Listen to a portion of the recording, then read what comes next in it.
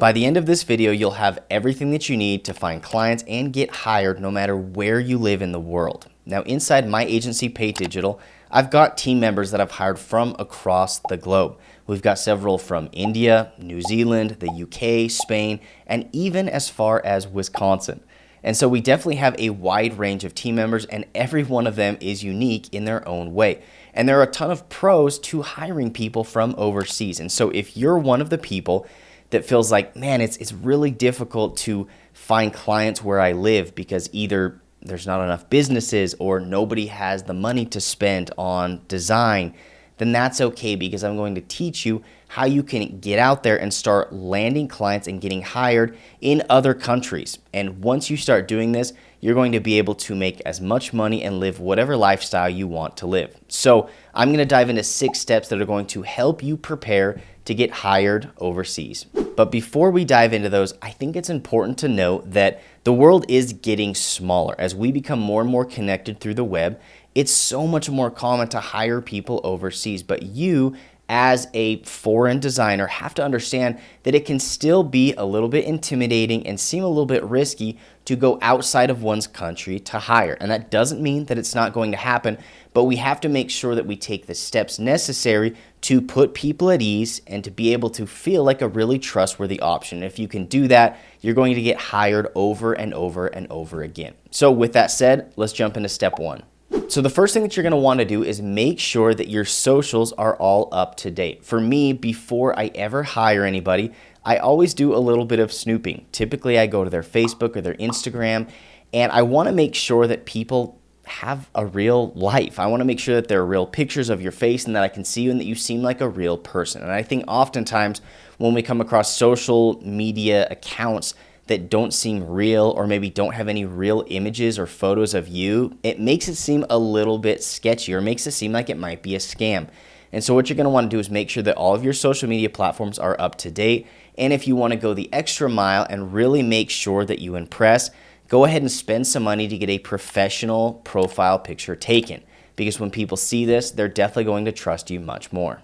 The second tip is you need to do anything possible to break down any communication barriers. This is probably the most essential part of any working relationship, is being able to communicate and understand one another. So in this example, let's just say that you live in another country and English is your second language, but you're reaching out to me for me to hire you for a design project. I don't care if English isn't your primary language. It actually doesn't bother me at all. But what I do care about is that we can understand one another. And so do your best to understand the language that you're trying to work in, but also don't be afraid to just ask clarifying questions. It's okay to say, hey, I don't really understand what you mean by this, or I wasn't really sure what you wanted here. And those type of clarifying questions are going to be perfect and are going to be so helpful in making sure that you're on the same page with your client or your employer. Now, the other thing that I would recommend is early on, when you're communicating with a potential client or employer, make sure that the messages you send are as clear as possible. You want to make sure that your spelling and grammar is as good as possible.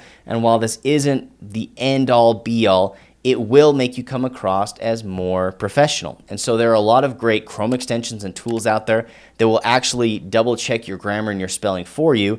So definitely look into one of these if you're worried about your grammar, because this should not be something that holds you back, especially if you're a talented professional that can deliver great work. Don't let those small communication barriers get in the way, but instead use them to your strength. The third tip is make getting paid as easy and trustworthy and safe as possible. I had an interesting experience with this not too long ago where I did hire someone overseas, and he did a fantastic job, and I will definitely continue to use him.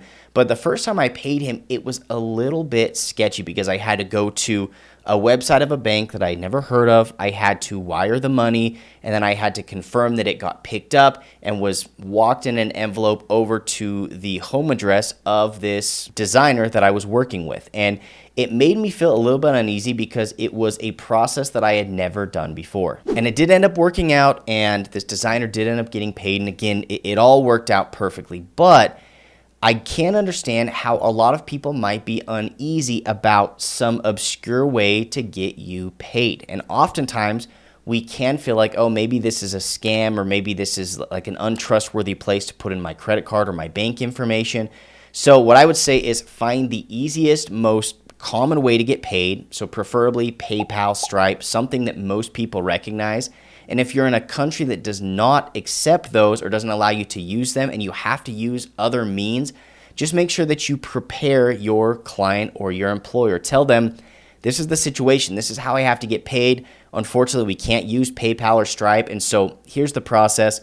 It's really safe. I do it all the time. I just want to let you know that. And by telling them up front, it's going to alleviate that stress and they're going to trust you from start to finish. The fourth tip is remember that you're the expert and don't get pushed around. And by all means, do not let yourself feel like you're being treated like an underpaid servant. Oftentimes, communication barriers can cause this type of relationship where you're allowing someone to push you around and tell you what to do and overwork you and underpay you.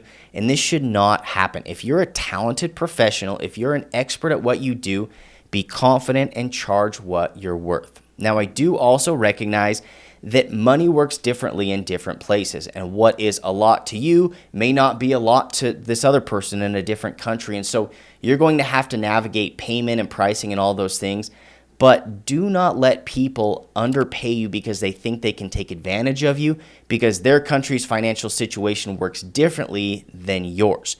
And so we always try to, when we hire someone, we always try to be fair in our pay. And so if somebody's coming to you and trying to get you to do work that should be paid $20 an hour for $2 an hour, you need to stand your ground and say, no, like I'm an expert, I'm a professional, and I'm not going to let you underpay me just because we live in a different country. And the one other note that I would make on that is don't try to undercut other people. Don't try to be the cheapest option because the less you charge and the less people pay to work with you, the less they're going to value your work. And you're going to be even that much more replaceable when they find somebody else that can charge even less than you. So instead of being the cheapest option, be an expert, deliver good work, and charge what you're worth. Tip number 5, use time zones to your advantage. When I first started hiring people overseas, I thought it was such a pain in the butt because we were all on different time zones. And when I was awake working, I couldn't get people to respond because they were asleep and it was nighttime where they lived. And it was a little bit frustrating, but as I've grown in my business, I've realized that this is a huge benefit because I have part of my team that works during my daytime while the other half of my team is sleeping. And then when I'm ready to call it a day, they're just waking up. And so we pass the work on to them. And it's almost like our team is working 24/7. So if you're somebody that is on a different time zone and you're trying to get hired by somebody that is the complete opposite time zone, use that to your advantage and explain to them how nice it is that you're going to be working when they're sleeping. And when they wake up, all of the work is going to be done. The only thing that you need to make sure of is that there is at least a little bit of overlap time where communication can happen. So for me and my teams that are overseas, oftentimes we have an hour in the morning for us to chat on Slack and an hour in the evening for us to chat on Slack. That's right before I'm going to bed and right when they're waking up. However that works out, use those different time zones to your advantage and sell it as a benefit, and people are going to love it. And the sixth and final tip is use methods of communication that make your clients or employers feel comfortable. Oftentimes, it is really common for us to use things like WhatsApp or some sort of app, and that's okay. But oftentimes, businesses are using different forms of communication like Slack or Google Teams or Zoom or whatever that might be. And so do your best to communicate in ways that they feel comfortable with and feel more trustworthy. Being connected with them and their team is going to make them value you that much more, and it's going to make the communication barrier that much smaller, and you're going to more easily be able to track projects, provide progress updates, and everything is going to go more smoothly. So tap into whatever communication method they like to use, become familiar with that, and by doing that, you're going to become more of an asset for that company. So again, I hope that these tips are going to be helpful to you. This truly is something that I think is really essential because some of the most expert and talented designers that I've ever worked with have come from other countries and have not spoken the same language as me. And I'm so grateful that the internet and the web has allowed us to bridge that gap and help me know these people and become friends with them and see the fantastic work that they do. And so I know that you are probably that type of person as well, that does great work. And so I hope that these tips will help you reach out, find clients, get hired, start making the money that you're worth. And if you have any additional tips that have helped you find work, please be sure to drop those down in the comments. Thanks so much for watching this video, and we'll catch you in the next one.